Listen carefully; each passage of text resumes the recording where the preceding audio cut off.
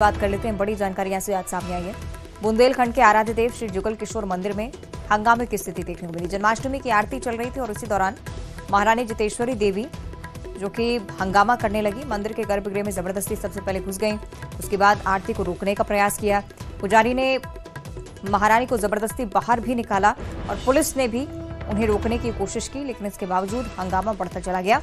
महारानी को मंदिर से फिलहाल बाहर निकालकर पुलिस अपनी गिरफ्त में ले चुकी है। तस्वीरें आप देखिए।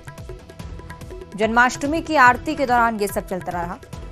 महारानी जितेश्वरी देवी जो कि आरती के दौरान हंगामा करने लगी। यहां पर जितने भी श्रद्धालु मौजूद थे वो भी इस हरकत से काफी नाखुश, क्योंकि इससे पहले पन्ना में इस तरह की तस्वीरें आपने नहीं देखी होंगी। हंगामा बहुत ज्यादा तब बढ़ा जब पुलिसकर्मियों ने महारानी को समझाने की, उन्हें पकड़ने की कोशिश की। उसके बाद ये आप देख रहे हैं, रेलिंग फांद कर उस ओर आना भी चाहा महारानी ने। घंटों इसी तरह से वो हंगामा करती रहीं। पुलिस के लिए भी इस स्थिति को संभालना मुश्किल हो गया। तस्वीरें आप देख रहे हैं। महिला पुलिसकर्मी जो कि उन्हें समझाइश देती रहीं। पुजारियों से भी विवाद हुआ।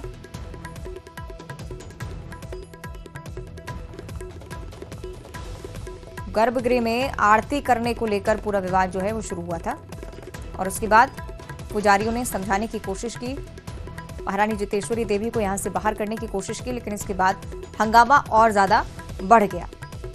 महिला पुलिसकर्मी से भी अभद्रता महारानी की तरफ से देख रहे हैं आप तस्वीरें। गर्भगृह में जबरदस्ती घुस गई थी महारानी जितेश्वरी और उसके बाद आक्रामक हो गई। सहयोगी संजय तिवारी ज्यादा जानकारी देंगे। संजय, अभी तक ये बताया गया है कि पुलिस गिरफ्त में ही महारानी है, क्या कुछ अपडेट है अभी तक? जी, मैं आपको बता दूं, पुलिस गिरफ्त में महारानी को कर लिया गया है, गिरफ्तार कर लिया गया है और अभी वो थाना कोतवाली पन्ना में है, कार्यवाही की जा रही है। उनको धारा 395A जो कि धार्मिक भावनाएं भड़काने के आरोप में उन्हें गिरफ्तार किया गया है। साथ में शासकीय कार्य में बाधा भी लगाई गई है और महारानी अंदर बैठी हुई है टीआई कक्ष में। वो अपनी बात रख रही हैं कि मुझे षड्यंत्र के तहत गिरफ्तार किया गया है, राजनीतिक षड्यंत्र है। मैंने अपने बच्चे के और पर 350 वर्ष पुरानी जो परंपरा है उसका निर्वहन करने के लिए वहां पहुंची थी, लेकिन मुझे षड्यंत्र के तहत गिरफ्तार किया जा रहा है। हालांकि पुलिस का कहना है कि जो प्रथम दृष्टया साक्ष्य प्राप्त हुए हैं उससे निश्चित रूप से साफ देखा जा रहा है कि आपने क्या कृत्य किया है। अब देखना होगा कि जिला मजिस्ट्रेट उन्हें जमानत देते हैं या जेल की हवा खिलाते हैं। जी चलिए, देखने वाला विषय। बहुत शुक्रिया आपका संजय जानकारी के लिए। और अगली खबर गरियाबंद से है। वाहन मालिक पर चाकू से जानलेवा हमला किया गया है। फिंगेश्वर थाना के ग्राम जमाही की ये पूरी घटना है। हमला करने के बाद आरोपी मौके से फरार हो गए। मौके पर पुलिस की टीम पहुंची है। मामले की जांच लगातार पुलिस की तरफ से की जा रही है। गरियाबंद से खबर हम आपको बता रहे हैं। चाकूबाजी की एक बार फिर से यहां पर वारदात, लेकिन अब चूंकि पुलिस के संज्ञान में मामला आ चुका है तो पुलिस की तरफ से तलाश जारी है। मैं सूचना आया था कि चाकूबाजी हुई करके, तो मौके पे आए थे तो एक घायल था, है ना, तो जिसको जो उपचार के लिए जो आदमी है राज्य में भेजा गया है और जो संदेही है उसे पता तलाश की जा रही है। और अब रायपुर से अगली बड़ी खबर, जहां प्रदेश में बढ़ते अपराधों को लेकर बीजेपी एक बार फिर से हमलावर नजर आ रही है। सरकार के खिलाफ एक और बयान। भूपेश सरकार में अपराध की घटनाएं तेजी से बढ़ रही हैं, कहना है, और ये भी कह रहे हैं कि राज्य में गैंगरेप की घटनाओं में इस तरह से इजाफा, प्रदेश की महिलाओं में डर का माहौल होना, ये सब कुछ स्पष्ट कर रहा है। सरकार ने कहा था कि रेप के आरोपियों को नौकरी नहीं मिलेगी। अपराधियों में ये संदेश गया कि भूपेश सरकार डर गई है। राज्यपाल से मिलकर बीजेपी शिकायत भी करेगी, ये भी कहना है बीजेपी का।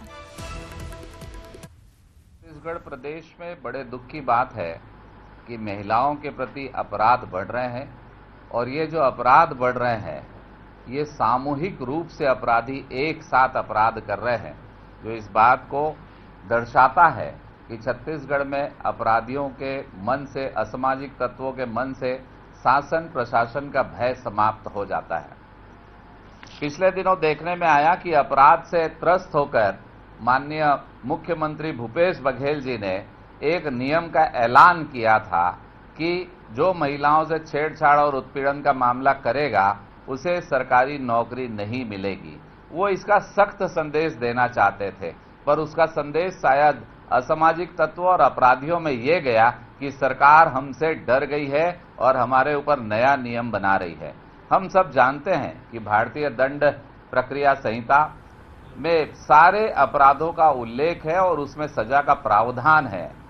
माननीय मुख्यमंत्री ने अपने उस संदेश से ये मान लिया था कि हमारे आईएएस अधिकारी, आईपीएस अधिकारी भारत के संविधान का पालन अपराध के लिए छत्तीसगढ़ में नहीं कर पा रहे हैं, इसलिए ये शिगुफा छोड़ा था कि इससे लोग डरेंगे, पर इससे अपराधी और असामाजिक तत्वों में एक ये संदेश चला गया कि अब तो माननीय मुख्यमंत्री भी हमसे डर रहे हैं, क्योंकि असामाजिक तत्व और अपराधी को सरकारी नौकरी की आवश्यकता होती है क्या?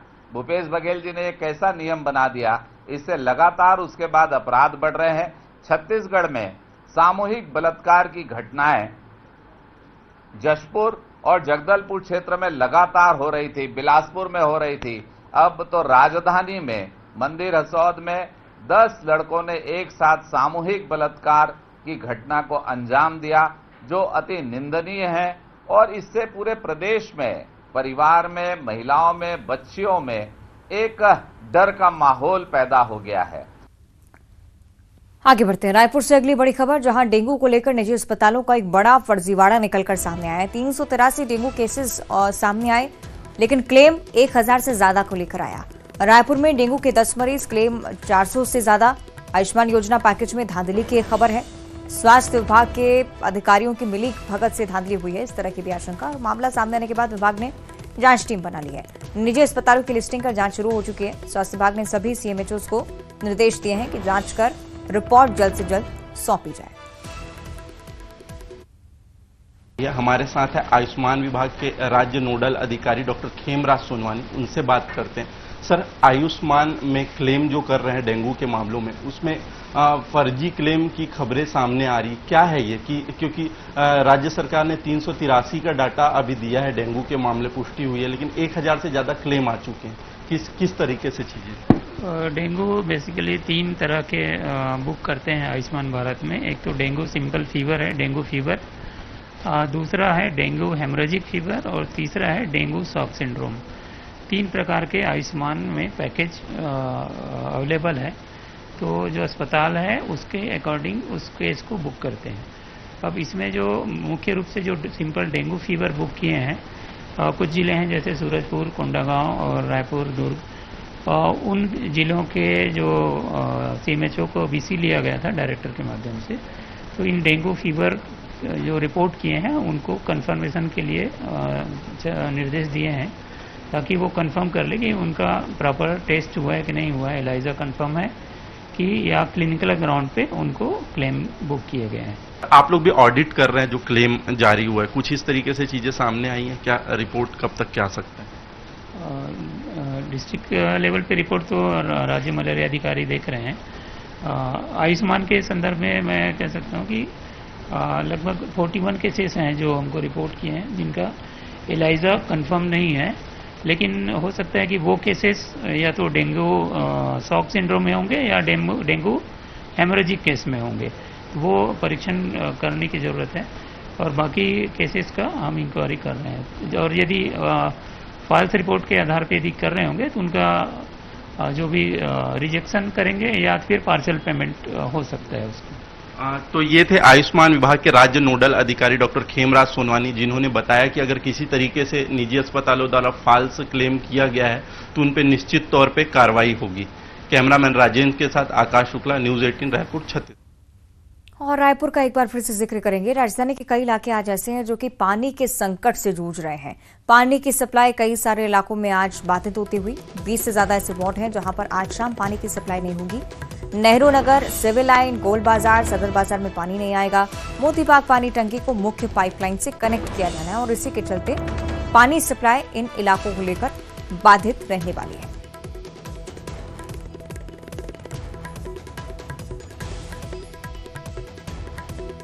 राजधानी रायपुर को लेकर ये जानकारी सामने आई है। शाम को कुछ वार्डों में पानी की सप्लाई नहीं हो पाएगी। मेन लाइन से कनेक्टिविटी का काम चल रहा है और इसी के चलते कुछ ऐसे वार्ड हैं, 20 से ज्यादा जिनकी संख्या, जहां पर आज पानी की सप्लाई शाम के समय में बाधित रहेगी।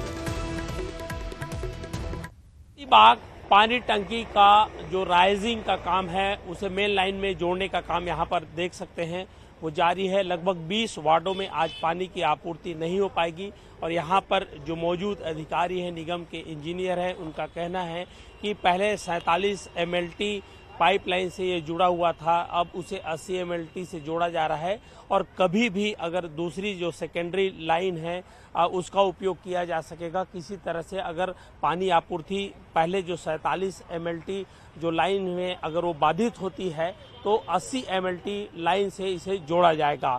कुल मिलाकर ये कहा जा सकता है कि पानी में टंकी भराव की ये दूसरी व्यवस्था है और किसी तरह से जो अव्यवस्थाएं हैं वो नहीं होंगी। लेकिन फिलहाल अभी जो है मोतीबाग पानी टंकी से जो 20 वार्डों में जो पानी की सप्लाई होती थी वो नहीं हो पाएगी और जहां पे जो मौजूद इंजीनियर हैं उनका कहना है कि आज शाम तक ये जो राइजिंग को कनेक्ट करने का काम है वो कर लिया जाएगा। लेकिन फिलहाल अभी लाखों लोगों तक या घरों तक पानी नहीं पहुंच पाएगा। फिलहाल ये जो आधुनिकीकरण का काम है वो जारी है और आने वाले समय में निर्बाध गति से पानी मिलेगा, ऐसा निगम के जो इंजीनियर हैं उनका कहना है। कैमरा पर्सन मनीष गीते के साथ युगल तिवारी, न्यूज़ 18 रायपुर, छत्तीसगढ़। और अब जशपुर से अगली बड़ी खबर, जहां आदिवासी युवती से गैंगरेप का मामला सामने आया था। घटना के 4 दिन बीत जाने के बावजूद पुलिस की तरफ से अभी तक कोई कार्रवाई नहीं। पुलिस के हाथ अभी भी खाली है। गैंगरेप के दोनों आरोपी पुलिस की तरफ से अभी भी बाहर। वारदात के बाद गैंगरेप के आरोपी फरार हो गए थे। आरोपी सद्दाम खान और इम्तियाज अंसारी, जो कि अभी भी पुलिस गिरफ्त में नहीं आ सके हैं। दनगरी वाटरफॉल में आदिवासी युवती से गैंगरेप का मामला सामने आया। विपक्ष भी आक्रामक हुआ, लेकिन इसके बावजूद जमीनी स्तर पर कोई कार्रवाई पुलिस की तरफ से होती हुई नजर नहीं आ रही है। दोनों आरोपी अभी भी पुलिस गिरफ्त से बाहर हैं। गिरफ्तारी कब तक होती है, सुराग क्या कुछ हाथ में लगे, अभी तक पुलिस की तरफ से स्पष्ट नहीं किया गया।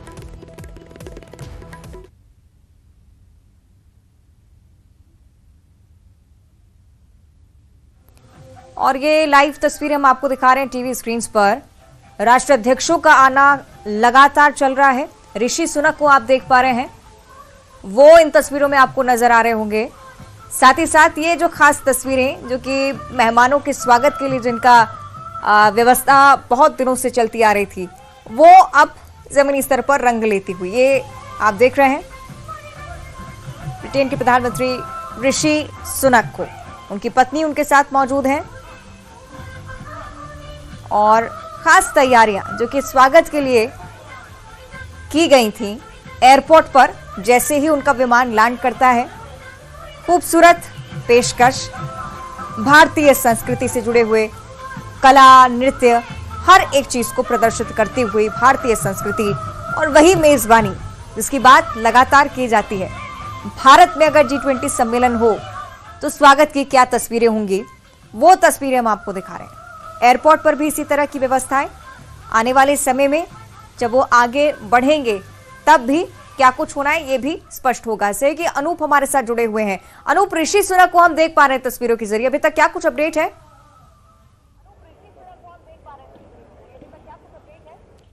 देखिए, आपको बता दूं कि तमाम जो देशों के राष्ट्राध्यक्ष हैं उनके आने का जो सिलसिला है वो शुरू हो चुका है और आप कह सकते हैं कि अभी जो हम खड़े हैं वो भारत मंडपम में खड़े हैं, जहां पर G20 की बैठक जो है वो होनी है। बहुत ही महत्वपूर्ण बैठक कह सकते हैं। दुनिया के तमाम जो दिग्गज देश हैं, जो शक्तिशाली देश हैं, आर्थिक रूप से संपन्न देश हैं, वो पहुंचेंगे दिल्ली और वहां पर बैठक होगी। कई मायनों में जो कह सकते हैं कि इस बैठक का महत्व है, क्योंकि कई तरह की बातों पर चर्चा होनी है। आपको बता दूं कि कल सुबह से ही ये बैठक की शुरुआत होगी। आज जो है वो नेताओं के आने का सिलसिला जो है वो देख रहे हैं कि शुरू हो चुका है। अमेरिका के राष्ट्रपति जो बाइडेन भी पहुंचेंगे। कई बायलैटरल टॉक भी है जिसमें अमेरिका के साथ, जो बाइडेन के साथ भी बायलैटरल टॉक होगा। लेकिन जब G20 के देश और इनवाइटी सदस्यों के तरफ से जब बैठक होगी तो भारत के साख और शक्ति का परिचय होगा, क्योंकि ये G20 की अध्यक्षता जो है वो भारत कर रहा है और तमाम चीज़ों पर एक सहमति बनाने की कोशिश की जाएगी। दूसरी तरफ बता दूं कि जिस तरीके से प्रधानमंत्री नरेंद्र मोदी ग्लोबल साउथ की बात करते हैं, यानी कि विकासशील देशों की बात करते हैं, वो अपने आप में महत्वपूर्ण है, क्योंकि भारत चाहता है कि विकसित देश और विकासशील देशों के बीच में एक धुरी का काम हो, एक पाटने का काम हो। ऐसा नहीं हो सकता है कि कुछ देश जो है विकास के प्रगति पे आगे बढ़ जाए और जो विकासशील देश हैं वो पीछे हट जाए। तो तमाम चीजें हैं। बिल्कुल बिल्कुल, ये तमाम तैयारियां और ये खास व्यवस्था है जो आप दिखा रहे हैं, लगातार इसका सिलसिला जारी रहने वाला है। बहुत शुक्रिया आपका अनूप जानकारी के लिए। इसी के साथ बुलेटिन में इतना ही, लेकिन तस्वीरें निरंतर आप देख सकते हैं न्यूज़ 18 पर।